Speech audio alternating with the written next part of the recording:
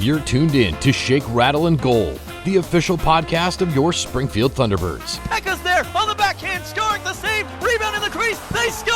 Hosted by Matt Baker and Steve Forney.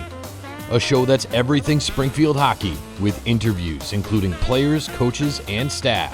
The Springfield Indians repeat as the Calder Cup champions. Listen to this podcast on all major streaming platforms and wherever you download podcasts. In his first year at the helm, Kevin McDonald and Drew Bannister have the Teamers in the Calder Cup Finals. Watch the podcast on the official Shake, Rattle, and Goal YouTube page at SRG Podcast. And now, here are your hosts, Matt Baker and Steve Forney. And this episode number 23 of Season 2 of the Shake, Rattle, and Goal podcast is proudly brought to you by our friends at White Lion Brewing in Amherst and in downtown Springfield, by our friends at Brewcade on Walnut Street in Agawam, and by our friends at Landscaping That Fits, 413-847-0338. Alongside Matt Baker, I am Steve Forney. Matt, I can't believe this is 23 episodes of Season 2. Feels like we just started. And this is awesome, man. We got a good thing going on. We're cruising along. Fans, thank you for keeping it interactive and saying hi to us in the Thunderdome. And this is good times. This is it feels like we do this more than once a week, some weeks. But then, there are times where you're like, man, I wish I was recording today to talk some T-Birds. So it's all good stuff, And hey, here in Western Mass, in this area, we've got 70-degree weather today. So it's amazing. I'm sure there's going to be another deep freeze. I'm sure there'll be another. I'm not putting the snow blower away yet, but what a nice day it was today. Real quick, we had to clean out the garage because we got some stuff going on at the house, so we had to clean out the garage. And the two things I said to go in the shed, I said to my wife, which one should I leave the easiest to get to? Her regular tires when we get the snow tires off, or the snowblower? So I actually put the snowblower in first, hoping to get some good no snow vibes, but you're right. We'll see. It never ends. And yes, I appreciate everybody that comes up at the Thunderdome and says, "Hey, great show. We love the podcast." I love it. That means a lot. Feels like we're not talking to ourselves. So yes. Matt, I wanted to start here. The irony of it is that last year at this time we would sit before the show after the team would lose 2 out of 3 on a weekend, or blow a lead against Bridgeport and lose again, and we're like, what are we going to talk about? Like, clearly this team is not in a good spot. Clearly we can't beat Bridgeport. We can't just keep talking about Bridgeport and all the bad things every single week.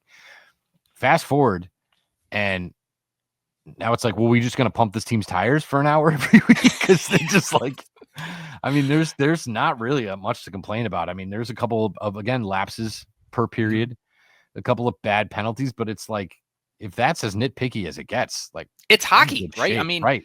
You can't expect a team it can't be the norm to rattle off 20 straight games with at least a point. Like, there's going to be ups and downs and bad periods and slow starts, but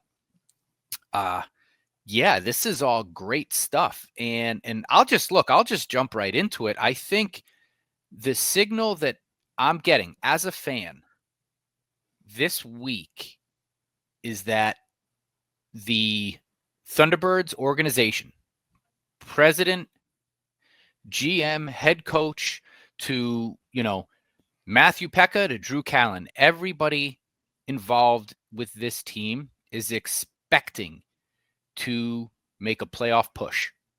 And I don't want to get ahead of myself to say that means, hey, clear out your schedules until mid-June because we're playing hockey that long. I'm not saying that, but as a fan,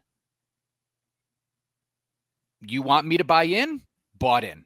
Because you know what I'm saying? I don't know if I'm articulating that correctly, but absolutely. The moves, and we're going to get into it, the moves that this team has made throughout the season and more importantly last week proves to me as a fan that this team is devoted to winning, is expecting to win, and expecting to play in the playoffs. Now, how deep they get into the playoffs, that's going to be up to how well they play.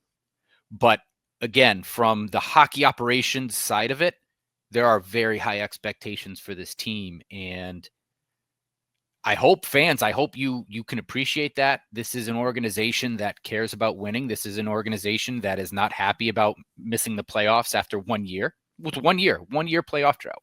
And now they're making moves and making trades to solidify a very solid playoff roster from top to bottom. And that's exciting for me. You want me to purchase tickets next year? You want me to purchase playoff tickets? Do something for me. Show me you're going to put a product on the ice. You are. You know what I'm saying? So it's exciting. It is. It's great stuff. And let's talk about it. And yeah, and it seems like the kind of thing that's kind of gone on really since the offseason. I mean, they brought in guys like Scott Harrington, and even guys like Reese Newkirk didn't work, but like, Corey Schooneman, they bring these guys in like we have a roster spot to fill. We can either get a B- to C player, or we can get a B+ to an A player. Let's go for the B+ to the A's. And the season starts and they're like, man, we could really use a goal scorer. Well, let's go steal Matt Luff from Charlotte. Yeah. And they do. And the guy's been absolutely crushing it. Right. And they tried with Marcus Silvegaard and it worked for a little while until it didn't. But like they have their draft picks that are in house, and then they have the guys that they've plucked and traded for. And Andonovsky's been great. Cale Kessie has filled a role, and like we said last week, provided depth, right? And now you bring in Kalen Addison, which we're going to get into that as well. They're buyers, and that to me is something that it's like, yes, like finally, like, and tip of the hat to St. Louis. St. Louis didn't do anything either, right? Like as a fan of the AHL's affiliates, you're always kind of a little nervous. I mean, right now Providence the Bruins made so many moves. Providence is kind of in a hot mess. You don't know who's dressed, who's up, who's down. I don't know. Right. Luckily, that's a short trip up, whatever that is, 95. So I think, like you said, Matt, they have high expectations of the players, and they've done everything they can to put this team in a position to succeed. Agreed. Yep. And when you're an organization, that's like, now if it doesn't work out, now it's on the players, right? So the front office has done everything they could. And, you've been saying, and from a player's perspective, you've been saying, if they just don't fall into one of those lapses, those 5-game losing streaks, the losing 7 out of 8, like they haven't. Right. And they haven't since we've been saying it since January 1st, since the 7-0 drubbing. So they've been one of the hottest teams in the league since the turn of the calendar. So it's like, it's been fun to watch. They've done it in different ways. Yes, there are things that could use a little bit of work, and let's be honest, they've had a lot of situations not go their way. There's been goals that have not gone their way by, either by review or whatever the situation is. And that goes on for every team, but we see it here more locally, right? Yeah, so they've overcome a lot. And I think that mentally they are where they need to be for a playoff push, and roster wise for a playoff push. I agree. To me, that it's reminiscent of two things kind of combined. The Calder Cup run, and again, it seems so long ago, but if I'm not mistaken, a very talented team, obviously, but they had their ups and downs a little bit. They had a little mid-season rut. And one of the things as a fan, and this was about the time that my kids were starting to buy into this with me. My kids are younger. They don't realize, boys, this is a special run. This is a special team, right? But they're starting to get it. And, I remember using that as the dad and the coach of the grit of this team and the battle testedness of a team. And I'm like, this team has it, boys. They can make a run. To me, this team has that as well. From the second week of the season, you're dealing with top 6 guys that you expected to be major contributors being injured. Between Dean, McEachern had a stint injured. Alexandrov had a stint injured. Peterson is now injured, right? So it's been all season long. This team has been battle tested and have had to adopt a next man up mentality, and they've battled through it. We talked about this at the beginning of the year, where they had to learn how to do these things at a professional level. A lot of rookies, a lot of new guys. They have to learn how to win these types of games. They have to learn how to hold off a lead with 5 minutes left while the team is rushed. They have to learn how to play in Hershey and score 2 goals in the last minute to force an overtime to get a point in Hershey. They've done that stuff. And now you are seeing this team really play consistently good hockey, which reminds me of 2 years ago, if I'm not mistaken, a Hartford Wolfpack team who was at the bottom of the division for most of the season. They got hot around, if I remember correctly, it was around like mid-January, early February, where the Wolfpack got hot.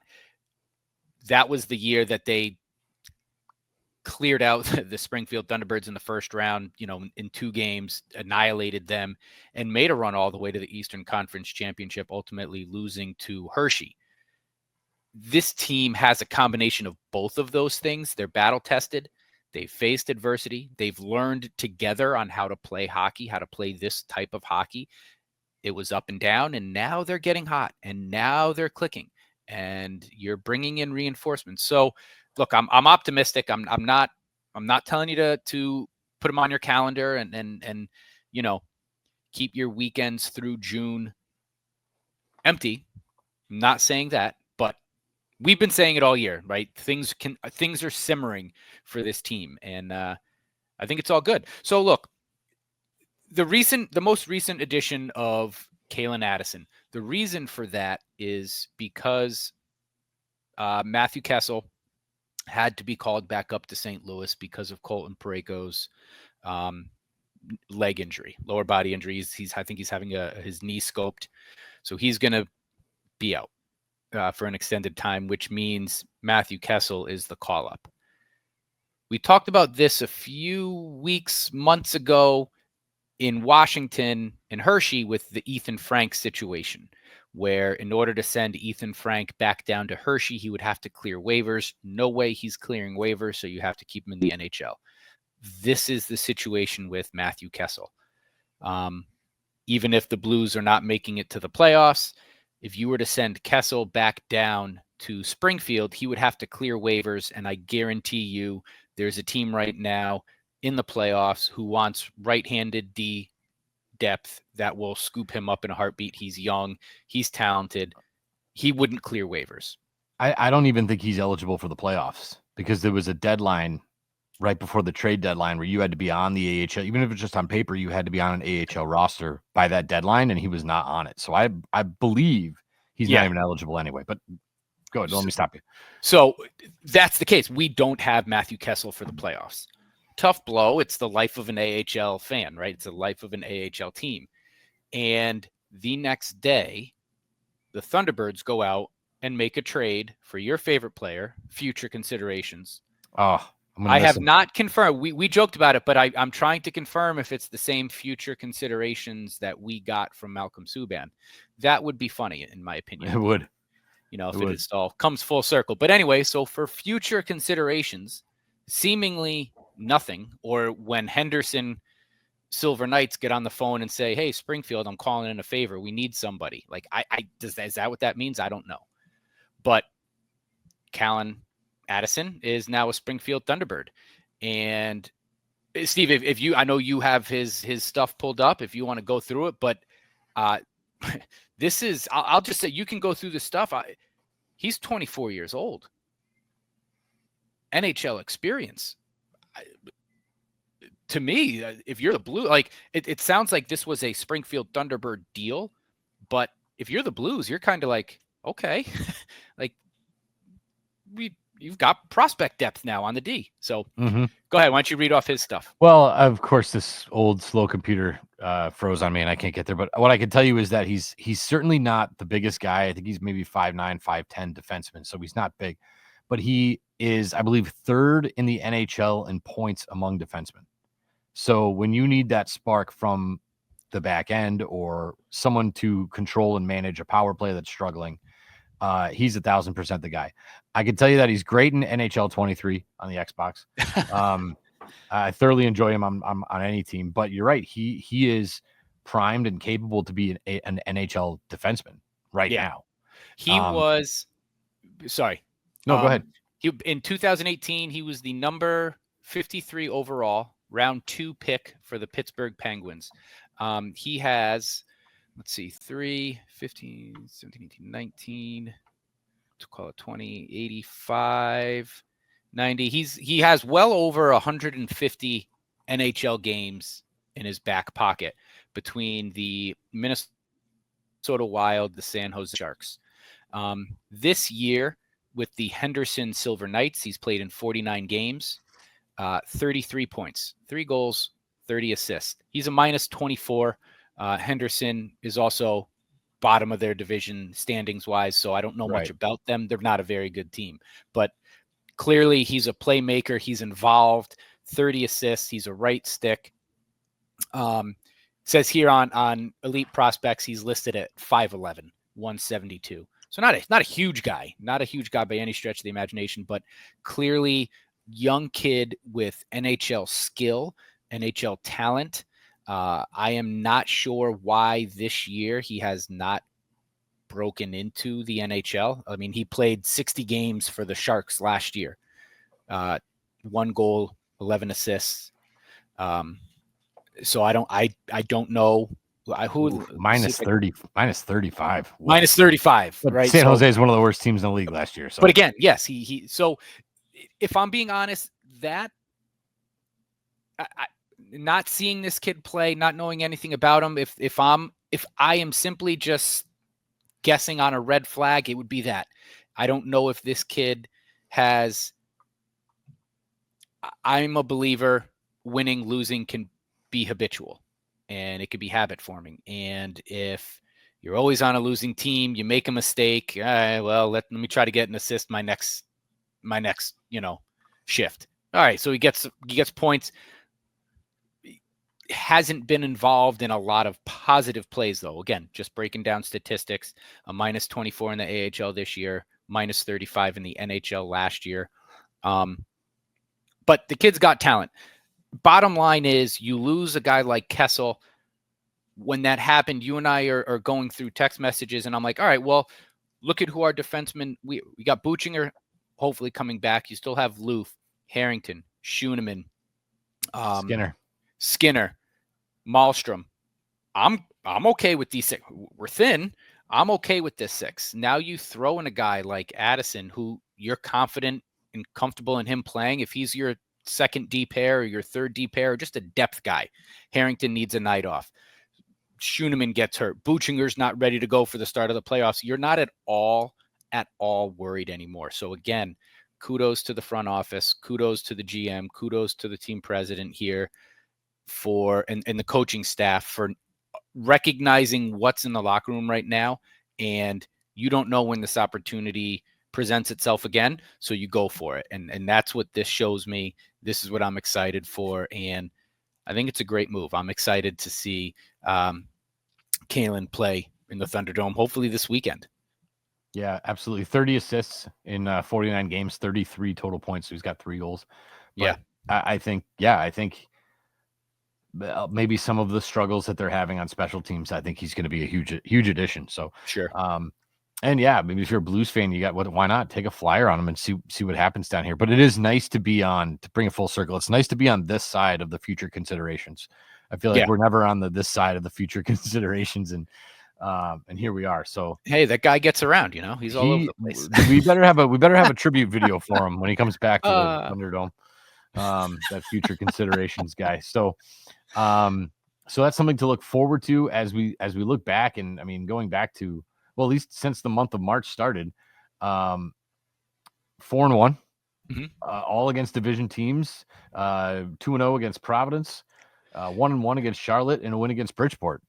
So, I mean, this is kind of right where you want to be, and a lot of them on the road. Yeah, we've said this now for I think 4 weeks in a row. You've gained ground in the standings. It might be 1 point, but at the end of the day, and I've always said this, I said this last year, you make the playoff and it's a whole new season. You got to make the playoff. Yes, this regular season is extremely important because it dictates the matchups in the playoff. You want to have a more favorable matchup, you got to be higher in the standings. But at the end of the day, you got to make the playoff if you want a chance to win. Anyone who's watched any hockey knows you run into a hot goaltender. It could be you made this point last week. It could be your backup goaltender. You run into a hot goaltender, you can go far.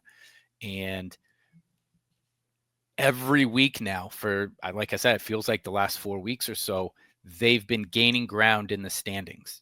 And that means you are playing better hockey then the team's ahead of you. We put ourselves in a hole at the beginning of the season. Injuries, getting used to each other, took a while to gel. Things have gelled. Game 1 of the playoffs, everybody is 0-0 standings-wise, record-wise, and it's win your next game. That's it. Win your next game. And as long as you're not going on a lengthy losing streak, Thunderbirds, you are winning your next game. And that's you're playing playoff hockey right now, and it's exciting to watch. That's the best kind to be playing this time of year. Yes. And I'm going to ask you, Matt, rather than sort of go through all the games, if there is one game in particular in the last, since the calendar turned that stick out to you, but to not put you on the spot, I'll give you mine. And it was the 3-0 win against Charlotte. And obviously the goaltending speaks for itself, 32 saves by Colton Ellis, but Charlotte didn't have a single penalty in the game. And not that, again, it was one-sided or anything. I didn't see any infractions that weren't necessarily called. I thought Charlotte played a pretty clean game, but 4 for 4 on the penalty kill, 2 shorthanded goals. Granted, one of them was an empty netter, but your special, we don't need a power play. Just shorthanded goals do just fine. And they went up against something that they've struggled with all year, which is a massive human of a goalie. That Cooper Black, I think his name is, 6'8", 6'8", playing goalie. And they were able to sneak 3 by him. So, 2 points from McEachern, Dvorsky with an assist, Alexandrov with an assist, Pekka with a goal, Ananovsky's on the score sheet. It just seemed like that game was so set up for them to lose. And they didn't. They just kept grinding and pushing, and they had a 1-0 lead, and they put their foot down in the second period, and they were able to grind out 2 more in the third, and it was talk about robbery of 2 points. It was awesome. I thoroughly enjoyed that game. Yeah. I'm looking back at all of their past results, going all the way back to the beginning of the new year, right? And it started with the 7-0 loss against Hartford on New Year's Eve. And there's a lot of green here on their website for wins. It's hard. I think, I like to see how teams respond. I guess I'm going to highlight January 24th, the win against Lehigh Valley. It was a 5-0 win in Lehigh Valley. You're coming off of, you were playing good hockey, right? Before then, you have a 1, 2, 3, 4 game winning streak. You lose in Providence. You lose to Bridgeport at home in regulation. 2 bad losses. And then you go to Lehigh Valley the next weekend to start a 3-3, and you demolish a Lehigh Valley team who at the time I remember was playing very well. You beat them 5-1, and then you rattle off 1, 2, 3, 4, 5, 6, 7 straight games with a point. And that point streak ended in Milwaukee with that lame goal and with 2 seconds left. Yep. And then I'm not even kidding you. Since the calendar turned, there have been 4, 5, 6 losses in regulation. Wow. That's how you do it. Like, that's how you do what you've been talking about. That's how you climb the standings. That's how you keep pace. That's how you get yourself playoff ready. So great. There's not, Steve, I'm sorry. There's not one game that jumps to my, this is when they did it. I think it was gradual, but I think that 5-1 victory in Lehigh Valley proved something to them again, after the way this team kind of started the season, up and down and up and down, hot streak, cold streak, hot streak, cold streak. You lose 2 in a row and you're like, no, we're done, right? And you go to Lehigh Valley and you win. But yeah, good stuff. 6 losses in regulation. No, good, I was thinking the calendar turned to the month of March, but that's okay. No, that was good too. Okay. I wasn't specific. But that's okay. No worries. Because I like to revisit the good old days of January. Yeah, the good old days. I will say too, the goal that Pekka scored against that was the home game. That was Pink in the Rink night. 2 seconds left. It's amazing how many times, and I don't blame them for this, how many times guys aren't looking at the clock. They have no idea how much time is left on the clock. It happens in all sports, right?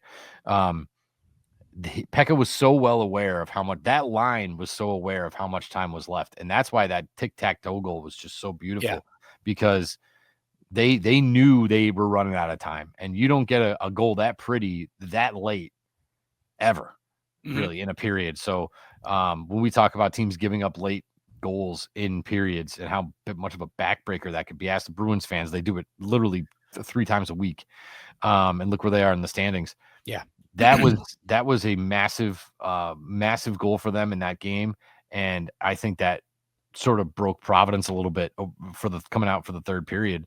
Just huge, gorgeous, aware, smart, savvy, skilled. It just had everything that I'm looking for from a goal. So let me do this, Steve. I'm going to answer your question. Since the calendar turned to March, here's been my most I think this will prove to be a very important time in this season. The loss against Charlotte. You give up the third goal in the first. Zarenko's in net on Wednesday. You're down 3-0. The team they weren't ready to play, right? They were slow. Excuse me. Konowalchuk calls a timeout. It's the earliest timeout he's called all season, and he lit into the team, and he pulls Zarenko. Everybody on the ice knew, not Zarenko's fault, but we're not playing good enough. Now they came back, they scored 2 goals to get within 1.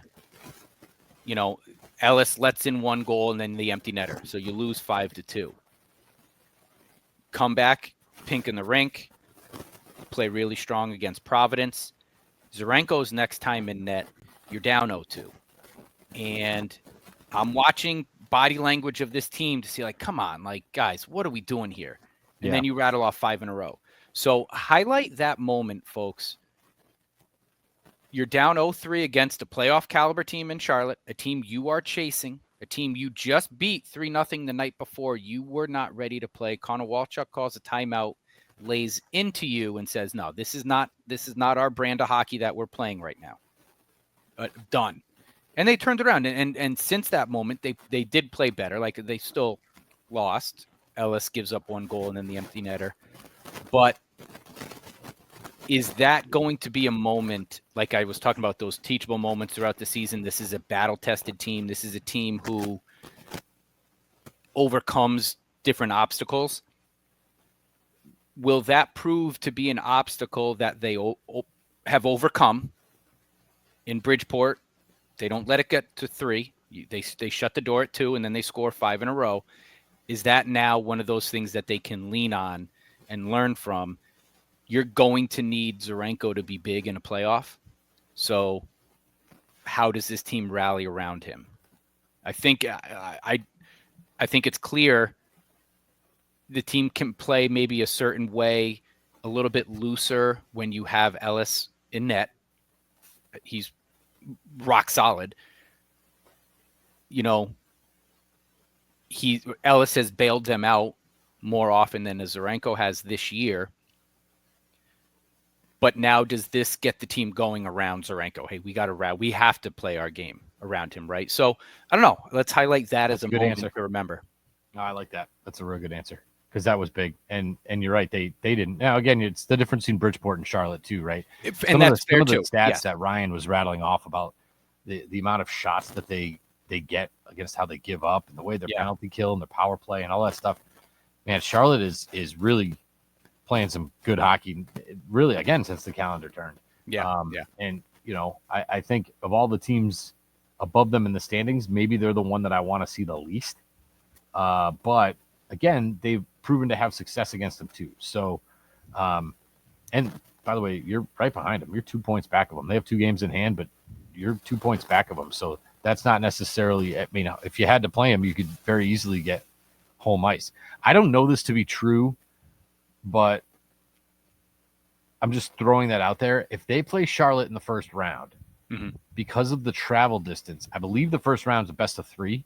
Correct. There is a chance, and I think they've done this in the past, where whichever higher seeded is hosts all 3 games.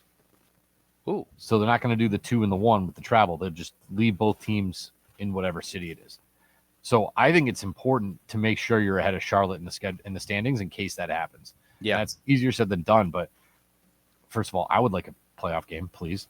Yeah. but wouldn't it be nice to host 3 rather than be on the road for 3? Yeah. I feel, man, yeah, I mean, that's not a confirmed how it's going to go down. It's just off my brain. Yeah, but I don't like that. I mean, it feels like the home or the lower seed team loses out on a playoff game's gate. That's money for the team too. That's tough. That's tough. I mean, again, but hey, win games and then you don't have to worry about it. Exactly. Play 3 in Springfield, right? Exactly. Yeah, I'm cool with that. So we want to remind people this episode of the program is brought to you by our friends at White Lion Brewing in downtown Springfield and by in Amherst, 1500 Main Street, the place to go prior to Springfield Thunderbirds game. I met a buddy of mine over there who was in town for the concert same night, Saturday night, and it went from real quiet to absolutely slam at White Lion. So I love to see that. Thank you guys for going over there and supporting those guys. Ray's awesome, and that's a great place to go before the game. Menu looked great too. The Hall of Fame wings. They had the Seuss nachos. I wanted to eat all of it. Didn't get any of it. Sorry, I'm working. Problem is, if I get food, then I want a beer, and I don't want to get a beer before I'm working the game. So that's why. So make sure you go and you tell them that the guys from SRG sent you. By our friends at Brewcade on Walnut Street in Agawam. They are, kind of sort of for everybody. They have arcade games for the kids and you. They have beer for the grown-ups. And they do the same with their birthday parties, too. So if you want to have a kid's birthday party, you can have it at Brewcade, and they'll hook you up with that. If you want to have a grown-up party at, 9 o'clock at night, they'll do that, too. And you guys can really, turn it up a little bit. So they got a little bit for everyone. We're actually hosting – I coach my son's soccer team, and we're hosting our preseason party at Brewcade. We reached out to Mike, and, we're bringing our own pizza. Because it's a party, they're giving the kids half off the coins for the arcade games, and we're going to be there for about 2 hours. That's awesome. Over the weekend. So good times at Brewcade, and they're more than happy to accommodate parties and gatherings, and it's a good time for all. I love that. So again, Brewcade right in Agawam. You can look them up on social media. Give them a call. Give Mike a call over there. And by our friends at Landscaping That Fits, 413-847-0338. Matt mentioned it earlier. I got home. I picked up the kids. We went directly outside because it was so beautiful. Again, we record on Monday. It was just gorgeous out today. And, you kind of look around and you're like, oh, I got to clean out that. That doesn't look good. That's going to have to be reframed. The wind knocked this over. The wind did that. So maybe you guys out there did the same thing, and you're like, who is going to clean up all these leaves? Who is going to take care of all the sticks? Who is going to make sure that my lawn is pristine and ready for winter? Ready for spring and summer? It's Landscaping That Fits. And if I didn't mention it, I am now also using Rob for mosquito and tick as well, because when I went through him with sort of the all-in-one, the fertilizing and the tick prevention, it ends up being a heck of a lot cheaper than anywhere else that's going to offer it. So, and can I just mention this too? It's amazing how easy it is to pay. I got it. My wife likes the paper bills. Got a stack of them on the fridge. I get an email. I open the email on my phone. I click on it. Face ID. Here's your invoice. Do you accept? Yes. Boom. Credit card goes right to the credit card. Paid. It's so seamless and easy. There's nothing worse than when things are a pain in the neck to have to pay for. Landscaping That Fits is not that. 413-847-0338. And make sure that you tell Rob that we sent you. Absolutely. Fan rants? Should we hop into that? Before we do fan rants, Let me just give a few shout outs to the team. Sure. Congratulations to Colton Ellis. He just signed a 2-year extension, two-way extension with the Blues. Talking to our friends from the Blues Fan Forum podcast last week, it sounds like maybe the Blues have it in their future plans for Ellis to back up Hofer or Binnington up in the big club. So congratulations to Colton Ellis for that extension, and also named AHL's Player of the Week with a 2-0 record. Let me see. I actually just had it pulled up. 2-0 record.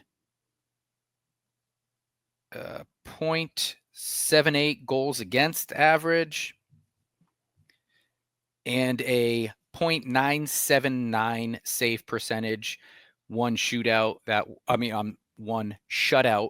That was the game in Charlotte where the Thunderbirds had won 3-0. So congratulations, Colton Ellis. You keep racking it up, buddy. Having a great season. And I don't even remember Hofer in his last year being as hot as long as Ellis is this year. It's incredible. Absolutely And that's why you don't let him walk.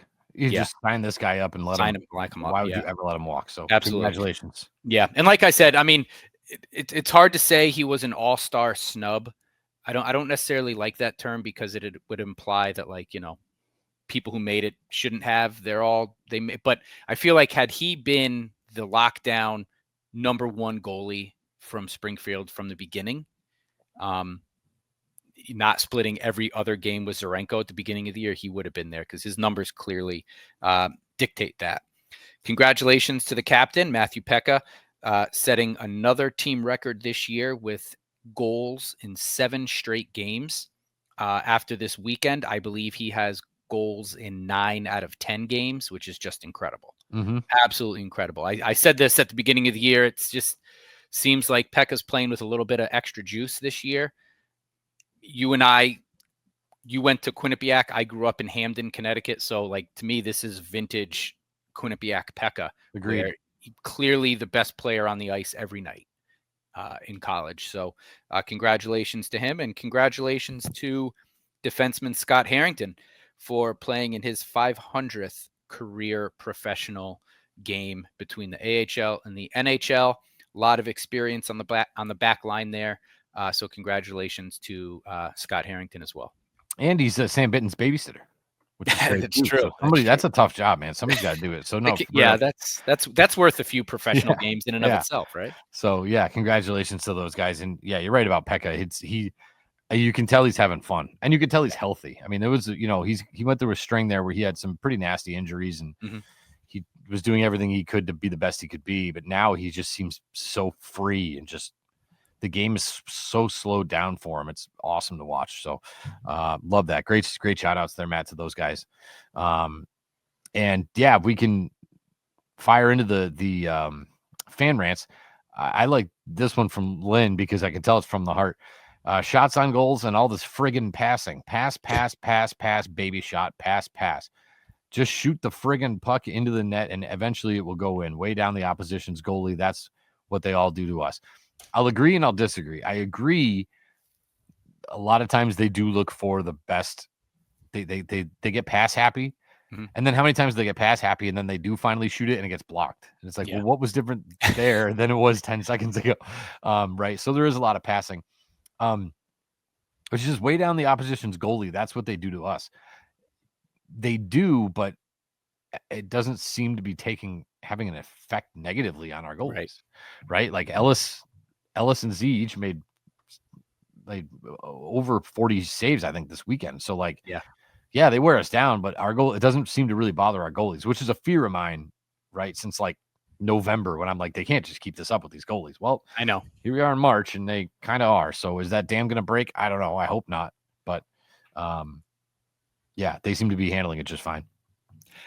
That would be my comment. I mean, I love, as everyone knows, my family and I, we move all over the Thunderdome when we sit, and, you know, games that we get to sit behind Lynn over there in section 1, we have a blast. My kids love sitting behind her. She loves us sitting behind her. But, you know,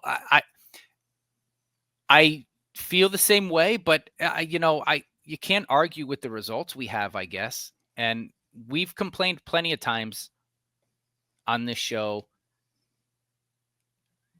Too many shots, and it is, but it works. You know, you look at the games that they lose the games, they outshoot their opponents, right? Ironically enough. So we've touched upon this a little bit as well. Goaltenders have different styles.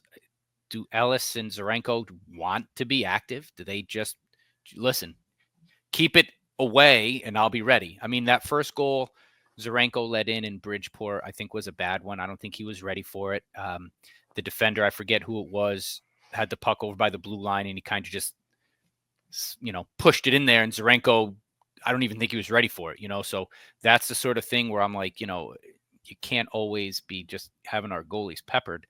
But it works for him. Yeah. It works for him. And where I get more frustrated is when you're on the power play and you're not taking advantage of the shooting lanes that you do have. I feel like that's where they can be a little bit more free with their shooting. You know, you don't have to always look for the perfect pass. Put the puck on net. You have the man advantage. Rush the net, get the rebound, put it in. Make the pass, cross ice to Dvorsky, let him put it in from the circle. That's fine too. I'll take that. But this is also a power play, and Ryan talked about this over the weekend, is one of the hottest power plays in the AHL right now, the Thunderbirds. So yeah, they're starting to figure it out. Yeah. But I think the power play for me is they tend to get really stagnant where they're all kind of standing around waiting to see what the defense does. Yeah. As opposed to you dictate where the defense goes. Don't let them dictate where you're going to move the puck. No, you move the puck and make them go where you want them to go. And I think that maybe there needs to be a little bit more, I guess, urgency, a little bit more speed with the puck movement, because those shooting lanes are not going to happen when you're standing still. They're going to happen when the puck's on a string. So, yes, I agree with a little bit on that one as well. Matt says it was overall a good week. I would have liked to have seen the ice a little bit more pink. I don't think there's much you can really do about that. I think they come out with their sprayers and they kind of do the best they can, but it looked kind of like it does every. It looks normal. I think if it's Matt, I think if it's more pink, you'd have a hard time seeing the dots. You'd have a hard time seeing the red lines. Line, yep. So there's probably like a certain degree of pink that they're allowed to make it. And you know, because I remember, I think it was last year, I remember a few players complaining at the faceoff dot that you couldn't see the dot, and you know the referee, before he would drop the puck, had to kind of scrape the dot a little bit just to create a little bit of snow so you could see where the puck was going to go. Yeah. So I don't think you can make it much darker than it is. Sam says pink in the rink made me bawl my eyes out watching it on TV. Played amazing this whole weekend. Shout out to Zarenko and Ellis for keeping us alive, and the best captain in Thunderbirds history. 4th in goals in the entire AHL. Yeah, Peck is absolutely killing it. I got to be honest. This doesn't usually happen to me on these nights. When they started that pink in the rink night, the tribute video, like before I had to do my huge read, it just like hit me. Like I'm like, oh man, keep it together. I felt the chills. I felt like I was going to start bawling. And I did. I had to kind of really settle myself to keep it together. Yeah. This one, my sister was diagnosed with breast cancer at the age of 20. And so it hits home. And, you know, she's been wanting to come. She's got little kids. So next year, we already have it planned. She's going to come, and the kids will be a little bit older, so they could hopefully hang for a game. But she's going to come and do the pregame stuff with everybody in the survivors. But it does. I love the tribute. I love seeing both teams circle with the women on there. And it's these moments beyond the game of hockey that bring you together and remind us why we're here. And we're all here to watch a hockey game. But the moments you have to celebrate their strength and you know, hearing about the Zamboni driver's wife, Kim's crew. I saw those T-shirts on there, and announcing her cancer-free. It's just a phenomenal moment. And yeah, I think everyone got the chills in the arena that night. I certainly did. So great job by the Thunderbirds putting that together. I think that was Luke, our buddy Luke Pavlak. So great job, Luke. That was awesome. It's a great video. I like this one. John wants to know if there are any other trades that might happen with the AHL trade deadline being on Friday. Thunderbirds specific, I can't think of it. I don't know where a weakness is. You want strength and physicality in a matchup. You've got Bitten. You've got Kessie. Hopefully Peterson is back. You've got Skinner. There's physicality and aggression up and down the lineup. You want skill. We can give you skill, and we have two strong goaltenders. I think we're solid on the blue line as well, with 8 to 9 players that could potentially suit up. So you have depth there. So John, I'm not sure. Not saying this is a perfect roster, but I can't find the weakness that would be worth giving up some sort of future asset. It was exciting to hear the guys from the Blues Fan Forum podcast last week talk about, look, everybody's signed. With the exception of Dvorsky, expect to see this team together again next year. Pekka is still signed. Bitton has another year. Schoenemann was extended. It's not going to be the exact same team, but this team. So I don't know, John, if I'd be willing to give anything up except future considerations. But he's not here anymore. And he's not here anymore, right? So I from a Thunderbirds perspective, I don't think we see any more trades. Yeah, so on that, what we talked about with the Blues guys, if you look at the teams that are all above you, we talk about the core being together. Hershey's had the same. They've had 10 guys on that roster that have been there forever. Providence has that same core. Lehigh Valley kind of has that same core of guys. So now we've seen a lot of roster turnover, and obviously there are still some guys there from the Calder Cup run, but maybe now they're building a nice core here for 2, 3, 4 seasons. That's going to really, I think, benefit anybody that comes through the system. Guys are going to come and go, but anybody that's here into that core, I think, is going to be super helpful. In terms of the trades, real quick, I agree. I think this team's staying pat. I think I don't know why you would change anything based on where they are right now. If you're going to see movement, it's going to be teams that their parent club was super active during the trade deadline, because those are the teams where you have guys moving up and down. Providence swapped with Cleveland today. They gave him a defenseman because they got a forward because they were like, we don't even have enough forwards to suit a roster. Yeah. So, and Cleveland was like, we don't have enough defensemen to suit a roster. So, I think you're going to see more of that, and they're probably going to be minimal. I just don't see any big AHL trades going down. But I agree. I didn't see them getting Kalen Addison either. So, Lola says, I know they've added some muscle, for lack of a better word, since Bitton was injured. Do you find the team has gotten some of that toughness back? I think she's talking about Kale Kessie. Also, Nikki not getting that call up is making my teeth itch. It's got to be uncomfortable. Teeth ever itch? My teeth don't itch. I'm glad. I grind my teeth, so maybe mine do. I don't know. I think, look, we haven't seen Kessie throw him down yet. We saw, and I don't know if you want to share, it was a part of a fan rant, the little back and forth between Kessie and Abate. No, I'm going to keep, for the sake of the children, I'm going to keep that one. It took me a long time to announce the penalties because there was a lot of chatter. Let's just put it that way. Yeah. And some stuff that I really had to hold my tongue because it was hilarious. But I'm not going to. But so to direct, what I think it impacts though is there's a no nonsense feel to it. It doesn't always have to be, all right, how many rounds are we going to go tonight? It doesn't always have to just come to dropping the gloves, but there's the sense of how a team carries themselves on the ice and who do I have to keep my head looking over my shoulder to see who's coming after me. So to answer your question, I think that is there. I think Sam is still Sam. Another shot, Leo Loof this weekend. Great oh my weekend. Gosh. Yep. Oh my God. He should have been the third star of the game, pink in the rink. I know you're going to give it to the goal scorers. I know you're going to give Colton Ellis his credit, only giving up 1 goal, but Leo Loof looked the part. He looked like he was just be sent down from the big club, and he had been playing up there he was knocking people over. He was pushing people off the puck. He was hustling to start that game. Pink in the rink. I think it was Leo Loof, Andonovsky, and McGing. Without the 3 of them and Ellis, without the 4 of them, that could have been 5-0. But they were really the only ones moving their feet in that first period. Yeah. So I think it's things like that, where it doesn't have to always come down to how many fights have you been in, but are you going to enforce and protect your team in front of the goalies? Are you going to give a little bit of, give a little extra elbow after the whistle?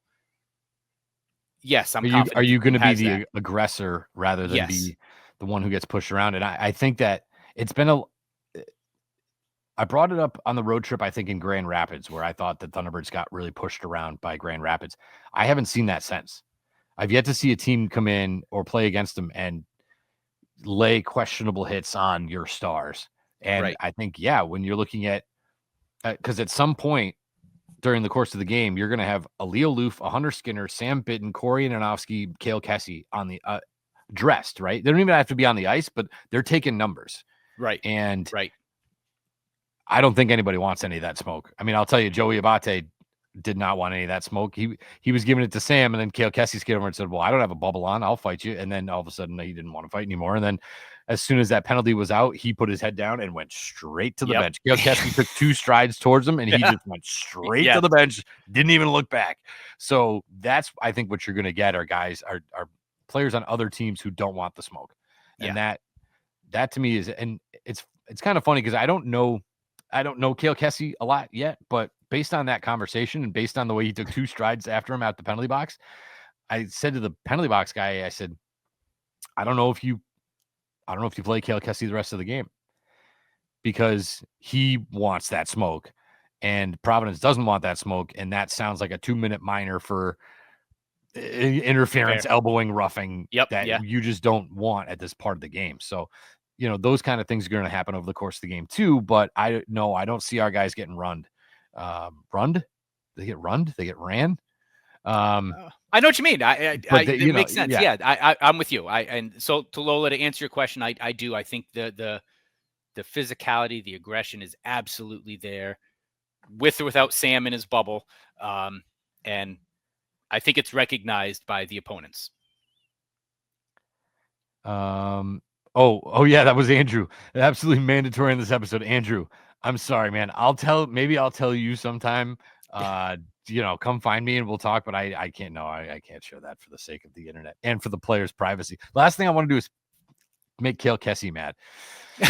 I can't believe you told him what I was said in the box, and then he's mad at me. I don't want any of that. You don't want that smoke either. Any of it. Nope, sure don't. Our friend Trini says she just wants to know about the standings. The standings are kind of funky, just the way it's all about the games played. So technically we're in 5th place. We have Charlotte has 2 games in hand of us, but we are in 5th place currently, which is nice. And I'd love to hear from somebody who does the Isotopes design. This is from Lisa Osepowitz. It'd be fascinating to hear about the creative process or whatever they want to reveal. That is Lucas Armstrong. And then she asked about they're working the Otto and Skinner into the Simpsons clips. That is Luke Pavlak. So that's Luke, who I'm on headset with. Lucas is the guy on the ice. He's got sweet blue New Balance sneakers. But he is an incredible designer, graphic designer, photographer, videographer. Also, he's got great taste in music, so I love him. But he is just an absolute machine at cranking out just awesome jerseys. And the military jerseys were great. The T-Birds jerseys are the Pink and the Ring Knights are always kind of similar to the year before, but they're never ever the exact same, which is what makes them unique, right? So yeah, that's Luke, and he is just, again, talk about lucky to have Ryan Smith. You're lucky to have Luke Pavlak on headset with me running game ops, and you're lucky to have Luke Armstrong on the ice with that camera and producing all this stuff behind the scenes. And Shay Koharski and all of them. Let's be honest, all of them are great. So Mark comments, great shooting by Dvorsky and Alexandrov. Really would like to see more body on player when the puck comes to the front of the net. Looks way too scrambly, and I know Jim Montgomery is big on getting a body on a player when the puck gets centered. Thunderbirds let Bridgeport sit far post from the play behind Zarenko, undefended or right on the blue paint. Also, more energy from the defensemen pushing opposing teams away from their goalie, disallowing extra pokes. More defensive high zone puck flips. Good playoff teams with disciplined defensive details and structure use this tool more often to control the pace and the game and get regular line changes to minimize lines getting stuck in their own zone to make the other teams have to skate more. That's a lot to unpack, and basically more of a defensive presence down low, and they got to clear the puck a little bit better. I actually agree with you, Mark. It sometimes looks very scrambly. And it's 2 words we've made up on the show today. It makes sense though. Scrambly and run. Love it. And I think albeit it didn't hurt them on the scoreboard. way too many turnovers when they're trying to exit their D zone. They haven't even made it to the neutral zone yet, and they're just kind of a push and a prayer trying to get the puck up the ice. At times it looks like that. And, look, it's the AHL for a reason, but I do think come playoff time, that stuff has to be tightened down. I mean, I don't think at this point in the season you're wanting to change any scheme or necessarily any style that you play or any plays that you have. But I just think the more attention to detail, and I think that kind of gets tightened up come playoff time. The second part to his question, with the Blues extending Colton Ellis, what do you think they will do with Vadim Zarenko and Cranley? I think get used to them, those two in Springfield. I think those are our guys for the moment now. I have not read about any other goaltending prospects in the Blues system at the moment. Again, that's not to say if the Blues right now ever do call up Colton Ellis, it's because Binnington or Hofer have been traded. So you don't know what you get in return from them. If that is part of a goalie prospect in return, I don't know. But I would imagine Ellis goes up to back up Hofer and Cranley is backing up Zarenko down here in Springfield. I mean, we kind of asked the same thing about Ellis when they had in last year with Malcolm Subban, and was like, well, are we just going to leave Colton Ellis in the ECHL? It's like, well, why not? He became an all-star. I think he was player of the month once. So who's to say that next year, if you're still repping Ellis and Zarenko here in Springfield, that Will Cranley can't be an ECHL all-star. Right. Will Cranley can't be posting up player of the month. So I say you keep it as it is until what hits the fan. And, let's pray that Hofer and Binnington stay healthy and that Zarenko and Ellis stay healthy. But I would just keep it just as it is if it were me. So there you go. Good contributions. I know we didn't get to everybody. We got another one about the conversation between Kessie and Abate. I'll tell you too, Christina, just not right now. Not on here. A lot of people commenting on Flow Hockey. Look, I don't want to get too into it, but the volume game is just so frustrating. I don't know what to do about it. Again, I'm a volume nerd, and a lot of these games I don't get to till the kid. I'll watch them on a delay, so I'll get to them when the kids are sleeping, and I've set a volume, and now it's blasting, and then I turn it down, and now I can't hear it. It makes me feel like an old person, really. Like, turn it up, I can't hear it. TV's too loud. Turn it down. Like I feel like an old man, crying about it. So that's probably about all that we'll give to Flo for today. But we all feel the pain. Yeah. I don't know what happens moving forward. I don't know what kind of contract they signed, how long, but oof. But shout out to them and Ryan. I assume was behind them taking the Pink in the Rink pregame feed. I'm glad people were able to watch that at home. Yeah, that's important to really everybody to get a good look at that. So, looking ahead, a 3-3 coming up, and a home and home. So you are at Syracuse Friday, and then a home against Syracuse Saturday. That is the Hugh McGing Cha-Ching bobblehead night giveaway. I assume he's going to have those $ glasses. I really hope. Love so. it. Cool. Love it. But as we look at it, Syracuse, they are fighting just as you are to get and stay in the playoffs. You're a 5 seed. They're a 5 seed. Springfield has 66 points. Syracuse has 60. So yeah. Syracuse is also, you see how teams are playing in their last 10. Springfield is 7-2-1 in their last 10, and Syracuse 5-3-2. So, Syracuse is playing good hockey also. If you remember last year, I believe the Thunderbirds won in Syracuse behind like a 48 save performance from Malcolm Subban. And then I think Syracuse returned the favor here at the Mass Mutual Center later in the year. But a team we don't see that often. So will there be a little bit of that feeling out period, Friday night? But seeing them 2 nights in a row, it'll be interesting to see how Connor Walchuk, what he does with the lines, who he starts in goal. Knowing that you're going to have a packed, excited crowd Saturday night for the bobblehead night. I don't know. Should that impact your lineup, knowing you're going to get a little bit of extra juice from your home fans? I don't know. I'm glad that we have the second of the home and home, so they can Yes. go up there and play the game, and then we'll come back and respond to whatever it was that Correct. happened in the first game, which is nice. I like that. And when you look at their roster, I mean, they have Cam Atkinson is on their roster. Cam Atkinson's been an NHLer for the last decade. Yeah. Anthony Angelo was there at 6 feet tall. Reese Newkirk, who just traded, is there. Logan Brown, who was with the St. Louis Blues for a little while, 6'7" as a centerman, massive. Ryder Korzak has been with Hartford for a long time. Joel Teasdale, Jack Finley, two guys from Laval that we were playing in the playoffs there. Connor Sheary has played in the Pittsburgh Penguins organization. He was on a line with Sidney Crosby, like it feels not that long ago. Connor Geeky is Morgan Geeky's little brother. So Steven Santini is there. Derek Pouliot's there. So there's a lot of names that you're going to recognize and a lot of talent, to be quite frank. So I'm excited to see Syracuse. I feel like they're a better team than their standings might lead on to, but I think this is going to be a really fun couple of games. And then to top it all off, Sunday against Providence, who, I'm not sure what their schedule looks like. Maybe I can pull it up real quick, but I'm wondering how that's going to look, because they kind of need a little bit of help.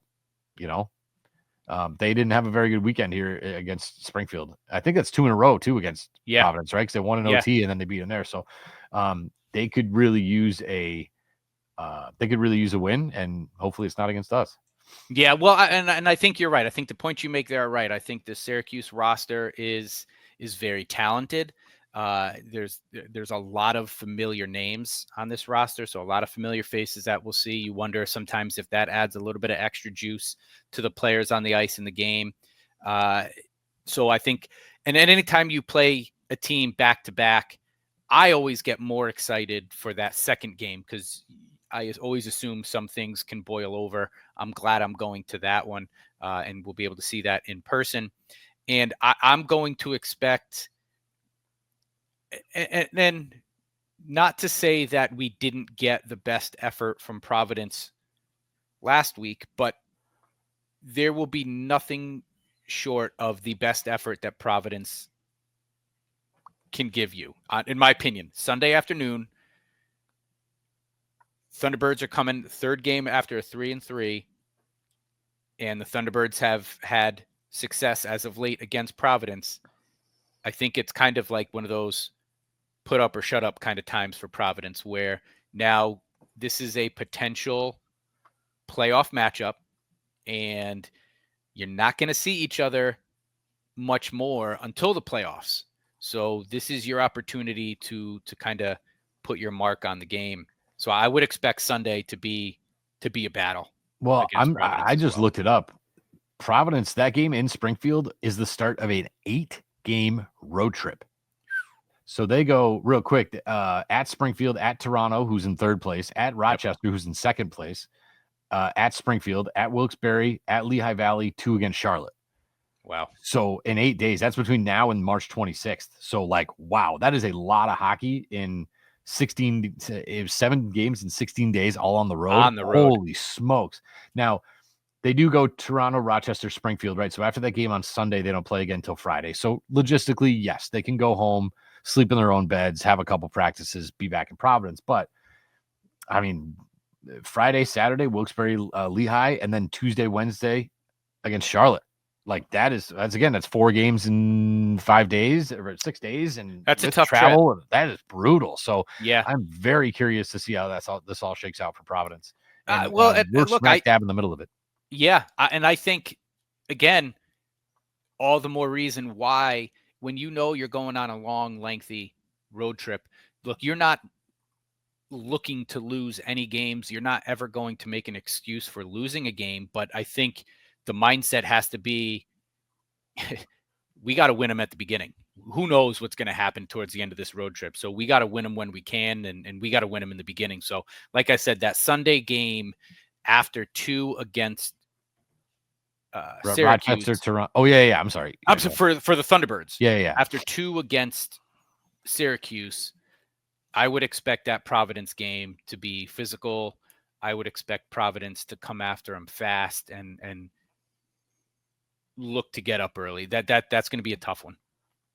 So we'll see. It's exciting. Yep. A lot to be excited about as Thunderbirds fans, and we're here to do it for you every week. Absolutely. We want to thank you guys so much for listening, for tuning in, for telling your friends, for saying hi, for contributing to our fan rants, just being a part of it. This feels like a special season, and we're happy to do this and have this going on, and happy to have your support and the support from the fine folks at White Lion Brewing in Tower Square in downtown Springfield and in Amherst, by our friends at Brewcade, right on Walnut Street in Agawam, and by our friends at Landscaping That Fits. Now is the time, folks. 413-847-0338. We appreciate them. We appreciate you. Absolutely. Thank you all for saying hi in the Thunderdome. Thank you for your likes and follows and shares on social media, your comments on our fan rants. We love them. I will see you all Saturday at the Thunderdome for Money McGing bobblehead night. Let's go, T-Birds.